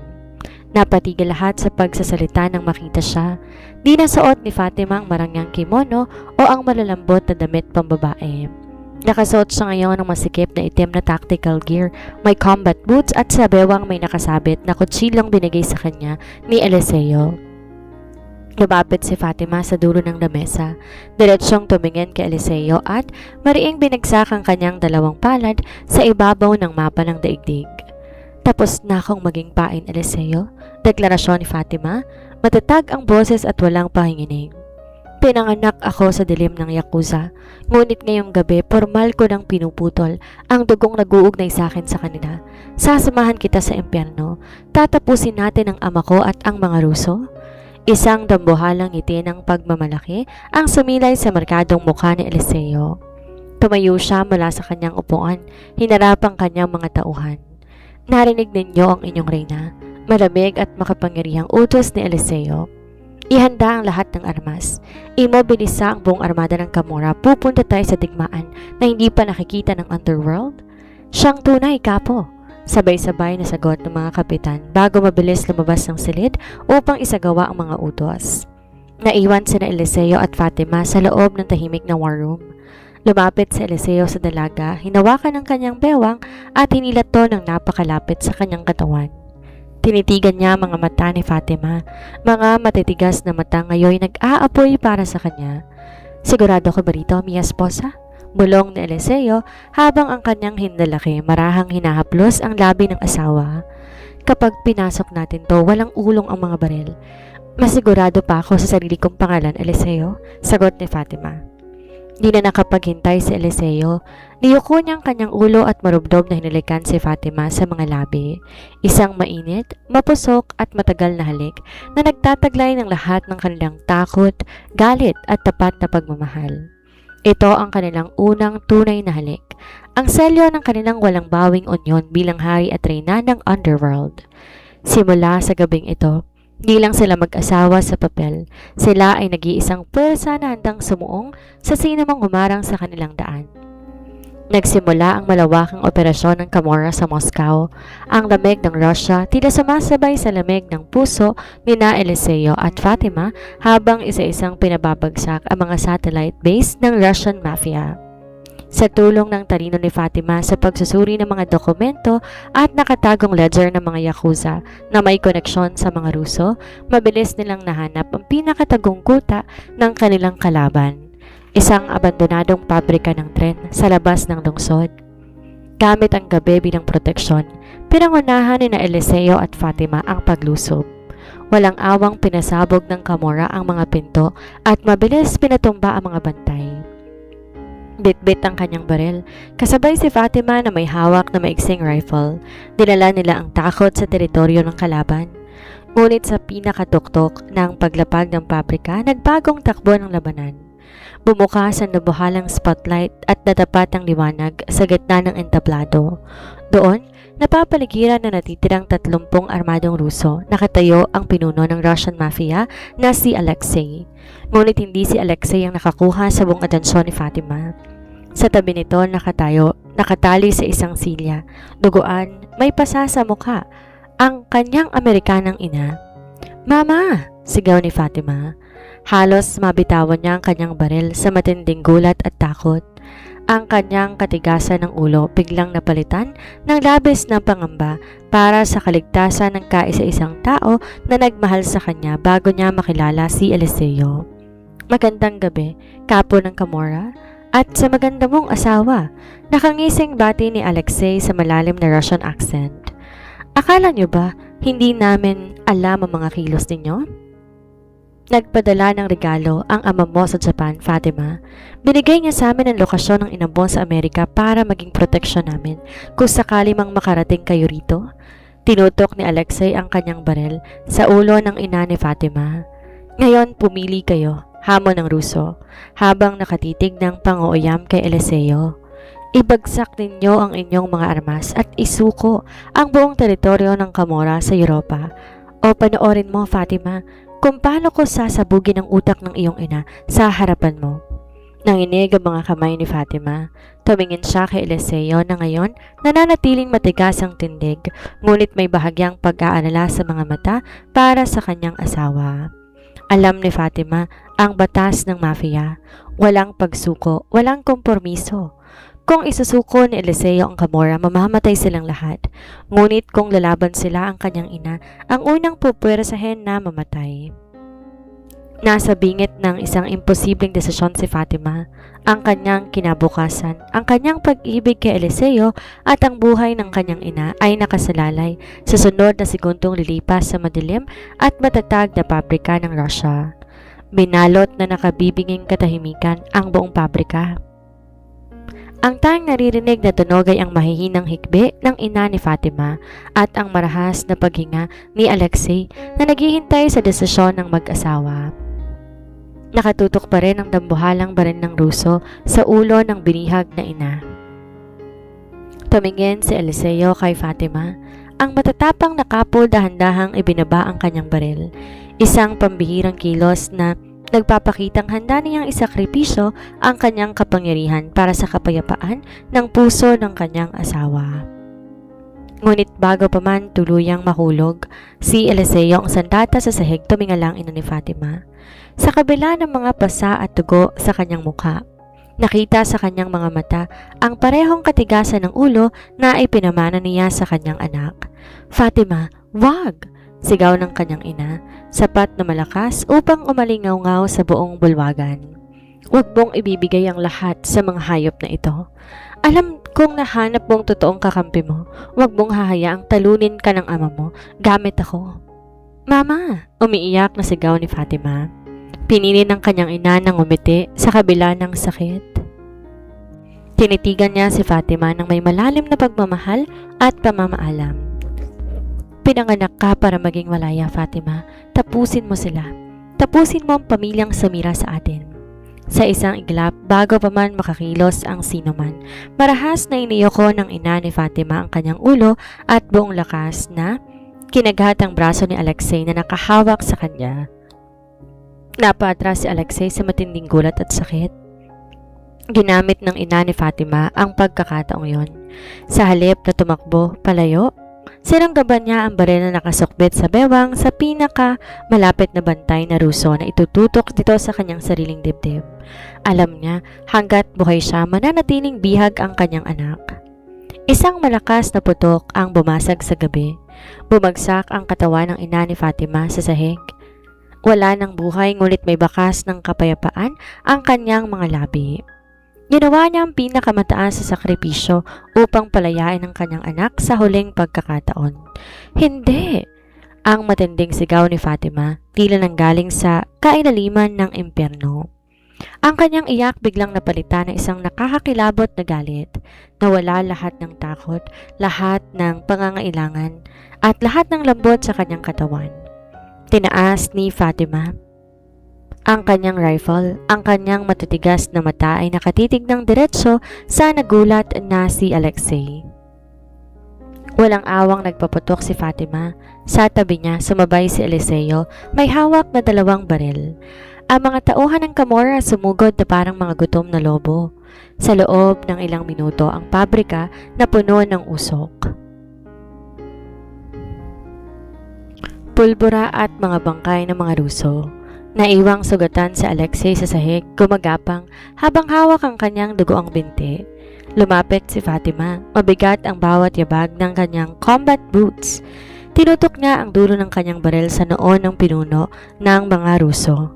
"Iparating mo sa demonyo na ang anak sa labas ng Yakuza ang nagpadala sa iyo doon." Malamig na wika ni Fatima. Sa sarili niyang mga kamay, tinapos ni Fatima ang pinuno ng mga Ruso sa Moscow. Humarap siya kay Eliseo, ang kanyang muka ay seryoso at walang emosyon. Bagaman may mga luha na dumadaloy sa kanyang mga pisngi. Ang inosenteng dalaga ay opisyal nang namatay kasama ng kanyang ina. Ang natitira na lamang ay ang malupit na reyna ng Camorra. Matapos ang madugong gabi sa Moscow, bumalik sina Eliseo at Fatima sa Italia, ngunit di na sila bumalik bilang mga ordinaryong pinuno. Ang balita ng anak sa labas ng Yakuza, ang babaeng tinuring nilang basura at pain, ang mismong pumatay sa pinuno ng mga Ruso, ay mabilis kumalat sa buong underworld. Mula Europa hanggang Asya, nanginginig lahat sa takot sa bago at malupit na reyna ng Camorra. Sa loob ng malawak na bulwagan ng mansyon sa Sicily, nakatipon lahat ng mga kapitan at sundalo ng Camorra. Sa pagkakataong to, hindi lang si Eliseo ang nakaupo sa dambuhalang upuan sa dulo. May isa pang upuan sa kanyang tabi, isang upuan na gawa sa itim na kahoy at ginto. Doon nakaupo si Fatima. Suot ay isang eleganteng itim na gown na tila nagluluksa para sa kanyang ina, ngunit may hawak na gintong baril sa kanyang kandungan. Tinitigan niya ang daan-daang lalaking nakayuko sa kanyang harapan. Ang katigasan ng kanyang ulo na dati kahinaan para sa iba, ngayon naging simbolo ng kanyang walang kapantay na kapangyarihan. Wala nang sino mang tauhan ng Camorra ang nangahas, tumingin sa kanya ng mababa. Ang mga Ruso ay tapos na. Malamig na wika ni Fatima. Ang kanyang boses ay umalingaw-ngaw sa buong bulwagan. Ngunit ang utak ng lahat ng trahedyang ito, ang lalaking pumatay sa aking ina at nagtangkang lasunin ng aking asawa ay nasa Japan pa rin. Tumayo si Eliseo sa kanyang tabi. Pinatong kanyang kamay sa balikat ni Fatima at tumingin sa kanilang hukbo. Ihanda ang mga pribadong eroplano. Utos ni Eliseo. Ang kanyang markadong mukha ay mas nakakatakot kaysa sa dati. Imobilisa ang pinakamalaking armada ng Camorra. Lilipad tayo patungong Tokyo. Sa pagkakataong to, hindi tayo makikipag-usap. Pupunta tayo roon upang ubusin ang Yakuza. Para sa kapo, para sa reyna. Sabay-sabay na sigaw ng daan-daang tauhan ng Camorra habang tinataas ang kanilang mga armas. Samantala, sa isang marangyang tradisyonal na mansyon sa Tokyo, nanginginig sa galit at takot ang ama ni Fatima. Hawak niyang ulat mula sa Moscow ang balita na ang buong armada ng Camorra ay papunta na sa kanilang bansa. Lahat ng kanyang mga plano, ang paggamit kay Fatima, ang pagpatay kay Eliseo ay nag-backfire sa kanya sa pinakamalupit na paraan. Paano nagawa ng basurang yun na panatayin si Alexei, bulyaw ng matanda sa mga natitirang pinuno? Magdala kayo ng mas maraming tauhan. I-secure ang buong Tokyo. Hindi ko hahayaang sarili kong anak ang magpapabagsak sa angkan na itinayo ko. Ngunit huli ng lahat para sa Yakuza.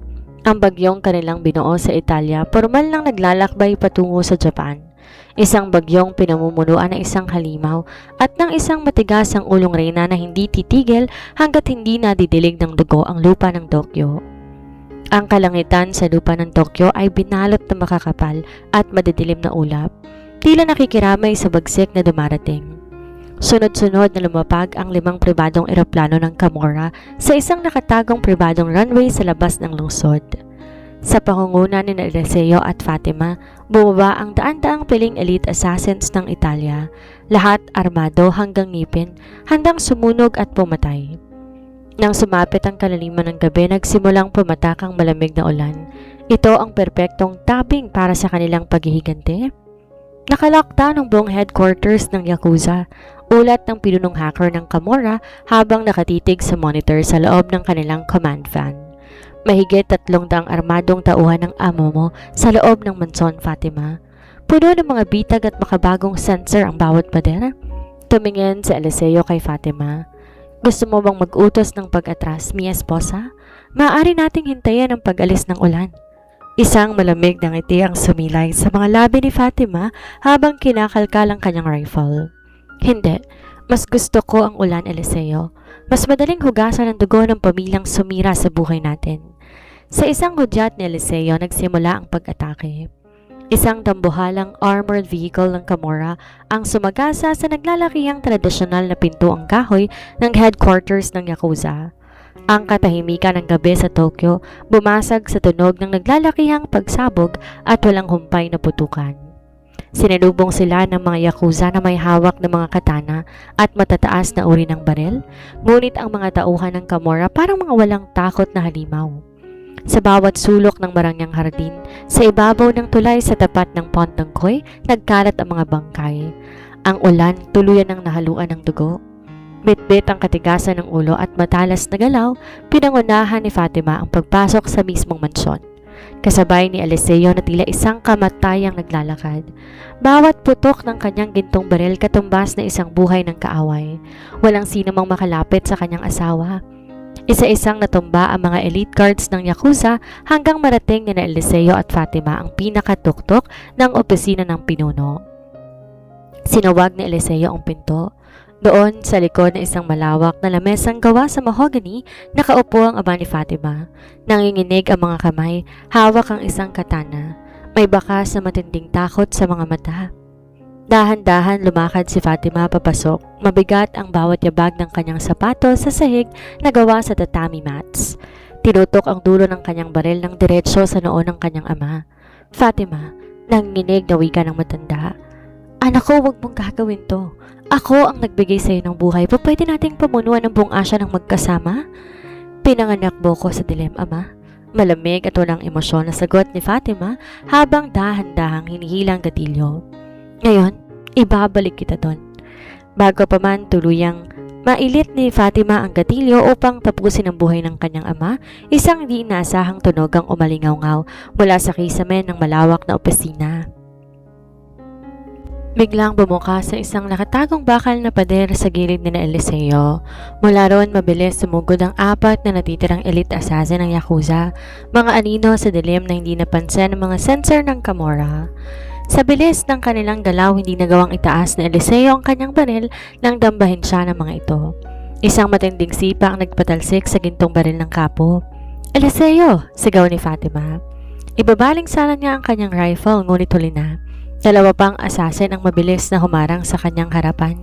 Nakatutok ang matatalim na katana sa kanyang leeg. Napilitan si Fatima na manatiling walang kibo habang nakikita kung paanong binihag ng mga kalaban si Eliseo. Sa pilitang pinaluhod ng mga assassin ang kapo ng Camorra bago kinabit sa dibdib ang isang dambuhalang pampasabog na may kumikislap na pulang timer. Ang oras sa timer 20 segundo na lamang at pababa ng pababa. Isang malupit na halakak ang pinakawala ng ama ni Fatima habang dahan-dahang tumatayo mula sa kanyang upuan. Ang takot sa kanyang mukha kanina ay napalitan ng demonyong ngiti ng isang natatanging pinuno ng Yakuza. Kinuha niya ang remote control ng bomba mula sa isa sa kanyang mga tauhan. Akala ninyo ba napakadali kong matatalo sa sarili kong tahanan? Panunokso ng matanda habang naglalakad patungo sa harap ni Fatima. Pinanganak kang ang matigas ang ulo, Fatima, at dahil dyan, bibigyan kita ng huling pagpipilian bilang iyong ama. Tinuro ng matanda ang dugong si Eliseo na may bomba sa dibdib. Iwanan mo ang halimaw na yan. Bitawan mong iyong armas at lumuhod ka sa harapan ko bilang bagong tagapagmana ng Yakuza. Kung gagawin mo yan, papatayin ko ang timer at hahayaan kitang manumuno sa buong Asya. Ngunit kung pipiliin mong banyagang yan, sabay kayong sasabog at magiging abo sa silid na ito. 10 segundo na lang sa timer. Tumingin si Fatima kay Eliseo. Sa likod ng mga pasa, dugo at ang permanenteng marka ng sunog sa kanyang mukha na natiling tenang-tena ang kapo ng Camorra. Walang bakas ng takot sa mga mata. Sa halip, isang pamilyar at tapat ng ngiti ang sumilay sa labi ni Eliseo. Tumingin siya diretso sa mata ng kanyang asawa. Pindutin mo ang gatilyo, Fatima. Mahinahon ngunit mariing bulong ni Eliseo. Tapusin mo ito. Huwag kang yuyuko sa kanila. Eliseo, wag! Umiiyak na wika ni Fatima. Ang kanyang puso tila pinipiga sa matinding sakit. 5 segundo na lang. Gawin mo, mi esposa. Huling-hiling ni Eliseo. Ang kanyang boses, puno ng pagmamahal sa gitna ng papalapit na kamatayan. Pakita mo sa kanila kung gaano katigas ang ulo ng aking reyna. Sa huling 4 na segundo, napakapit na mahigpit si Fatima sa kanyang baril. Tumingin sa kanyang ama nang may walang kapantay na galit bago mabilis iniharap muli ang dulo ng rifle sa noo ng matanda. Walang pag-aalinlangan, walang takot. Isang malakas sa putok ng baril ang umalingaw-ngaw kasabay ng tuluyang pagpindot ng remote ng bomba. Isang tambuhala at nakakabinging pagsabog ang yumanig sa buong distrito ng Shinjuku. Ang pinakatuktok na palapag ng headquarters ng Yakuza, tuluyang napunit na naglalakihang apoy na pumainan lang sa madilim na kalangitan ng Tokyo. Ang lakas ng pagsabog nagpatalsik sa mga natitirang salamin at nagpabagsak sa buong estruktura ng gusali. Kasabay ng paglamo ng apoy sa gilid ang paningin dahan-dahang naglaho tungo sa isang mahaba at nakabibinging katahimikan. Pagkalipas ng 6 na buwan, ang eksena nagbago patungo sa isang napakatahimik at marangyang mansyon sa tabing dagat ng Sicily, Italia. Ang ulan sa Tokyo napalitan ng banay na simay ng hangin ng Mediterranean. Ngunit ang atmosfera sa loob ng palasyo ng Camorra ay nanatiling mabigat at puno ng pagluluksa. Sa gitna ng malawak na bulwagan, nakaupo sa dambuhalang upuan ng kapo si Fatima. Suot ang isang eleganteng itim na gown na may mahabang belo na bahagyang tumatakip sa kanyang mukha. Seryoso siyang nakatitig sa mga ulat ng kalakalan sa Europa. Ang kanyang kanang kamay, nanginginig ang isang gintong singsing na may tatak ng selyo ng Camorra. At sa tabi nito ay ang kanyang singsing sa kasal, si Fatima, na ang opisyal at nag-iisang pinuno ng Camorra. Patay na ang kanyang ama, tapos na ang Yakuza sa Japan matapos ubusin ng mga natitirang tauhan ng Camorra ang mga galamay nito bilang paghihigante. Ang mga Ruso sa Moscow tuluyan na ring nabaon sa limot. Nakuha na ni Fatima lahat ng hustisya at kapangyarihan na maaari niyang hilingin. Siya na ang pinaka-kinatatakutan at pinaka-makapangyarihang reyna ng underworld. Ngunit sa kabila ng lahat ng luho at kapangyarihan, ang kanyang mga matay na natiling hungkag at walang buhay. Bumukas ang dambuhalang pinto at bulwagan at pumasok ang kanyang pinagkakatiwalaang kapitan, dalang isang lumang kahon. Doña Fatima, maingat at may paggalang na wika ng kapitan habang nakayoko. Ito na po ang huling gamit na na-recover ng ating mga tauhan mula sa guho sa tulad ng mga naunang investigasyon, walang natagpo ang lobi o anumang bakas ng katawan ng ating kapo. Dahan-dahang binuhat ni Fatima ang kanyang kamay upang tanggapin ang kahon. Sa loob noon may mga sunog na piraso ng tela ng suit, ang basag na salamin ng gintong baril at ang wireless earphone na ginamit ni Eliseo noong gabing nakinig to sa kasunduan ng Yakuza. Ang lahat naniniwalang namatay si Eliseo sa pagsabog. Walang sino man na makakaligtas sa ganong kalakas na kargamento ng bomba sa ganoon kalapit na distansya. Nang umalis ang kapitan, naiwan mag-isa si Fatima sa malawak na silid. Dahan-dahan pumatak ang isang luha mula sa kanyang mga mata patungo sa basag na gintong baril ni Eliseo. Niyuko niya ang kanyang ulo habang mahigpit na nakakapit sa kanyang dibdib. Nakamit niya ang kapayapaan, ngunit ang presyo noon ay ang tanging halimaw na nagturo sa kanya kung paano magmahal at kung paano lumaban. Si Eliseo tuluyan ang naglaho na nag-iwan ng isang dambuhalang sugat sa puso ng matigas ang ulong reyna. Lumipas ang isa pang buwan, sa kabila ng pangungulila, pinatunayan ni Fatima sa buong underworld na hindi siya madaling mabasag. Ang kanyang katigasan ng ulo ang naging pananggalang niya upang mapanatili ang kapayapaan at katatagan ng Camorra sa buong Europa. Siya ang tinuturing na pinakamalupit ngunit pinakamatalinong pinuno na humawak sa trono. Isang hapon, naglakad si Fatima palabas ng kanyang mansyon sa Sicily. Iniwan niya ang kanyang mga armadong bantay sa tarangkahan at nagtungo sa isang liblib at pribadong dalampasigan na pag-aari ng pamilya. Gusto niya ng katahimikan, isang sandali kung saan hindi siya ang donya ng Camorra, kundi si Fatima lang. Sinalubong siya ng malalambot na alon at ang unti-unting pagkukulay ginto ng langit dahil sa papalubog na araw. Isang banayad na hangin na nagpapalipad sa kanyang itim na belo. Dahan-dahan ibinaba ni Fatima ang kanyang mga palad at marahan niyang hinawakan ang kanyang tiyan. Isang lihim na walang sino mang nakakaalam sa mansyon. Siya ay 3 buwang nagdadalang tao. Sa kabila ng trahedya sa Tokyo, may iniwan sa kanyang isang regalo si Eliseo, isang bagong buhay, ang susunod na tagapagmana ng kanilang pinagsamang kaharian. Lalaki ka na walang takot, maliit na halimaw, bulong ni Fatima sa kanyang sinapupunan habang nakatingin sa abot tanaw. Katulad ng ama mo, habang nakatitig sa papalubog na araw, biglang nakaramdam si Fatima ng isang pamilyar na presensya. Ang balahibo ng kanyang leeg ay tumayo at ang kanyang matalas na instinct bilang isang reyna ay agad na nag-alarma sa kanya. Narinig niya ang marahang yabag ng mga sapatos sa buhanginan, dahan-dahang lumapit sa kanyang likuran. Mabilis na kinapa ni Fatima ang kutsilyong nakatago sa ilalim ng kanyang gown at mabilis na lumingon. Handang itarak ito sa anumang nangahas na sundan siya. Ngunit natigilan siya. Ang kanyang kamay ay nanginginig at tila ba nawala ng lakas ang kanyang buong katawan. Isang matangkad na lalaki ang nakatayo, ilang hakbang lang ang layo sa kanya. Nakasuot to ng isang simpleng itim na trench coat.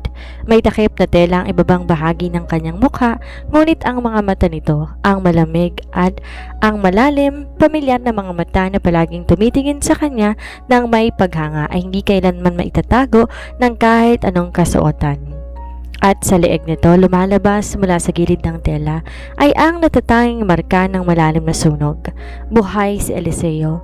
Dahan-dahan, tinataas ng lalaki ang kanyang kamay. Hawak niya isang pamilyar na bagay, ang matalim na kutsilyo na unang binigay niya kay Fatima sa kanilang unang gabi sa Italia. Ang kutsilyong akala ng lahat na tupok na ng apoy sa Japan. Binaba ng lalaki ang takip sa kanyang mukha, isang pamilyar, seryo-misteryoso at nakakakilabot ngunit mapagmahal ng ngiti ang sumilay sa kanyang markadong mukha. Matigas talaga ang ulo mo, mi esposa, bulong ng malalim at gumagaralgal na tinig ni Eliseo. Habang ang kanyang mga mata nagsisimula ng mangirid ang luha sa masidhing emosyon. Akala mo ba, nagpakadali kong mamatay? Akala mo ba, may iwan na ako ng mag-isa sa mundong ito? Bumagsak ang kutsilyo mula kay Fatima sa buhanginan. Ang matigas na reyna ng Camorra ay tuluyan ng natunaw habang ang mga luha ng labis na kaligayahan ay malayang dumadaloy sa kanyang mga pisngi. Tumakbo siya ng buong lakas at marahas na isinubsob ang kanyang sarili sa malapad at ligtas na mga bisig ni Eliseo. Niyakap siya ni Eliseo napakahigpit, hinalikan ng kanyang buhok habang ang huling liwanag ng araw sa Sicily ay sumaksi sa muling pagkabuo ng pinakamakapangyarihang mag-asawa sa buong underworld. Ang digmaan ay natapos na, ang paghihigante ay nakamit na, at ngayon ang kanilang tunay na pagsisimula ay nagsisimula pa lamang. Dahan-dahang nagdilim ang screen habang ang dalawa ay magkayakap sa dalampasigan.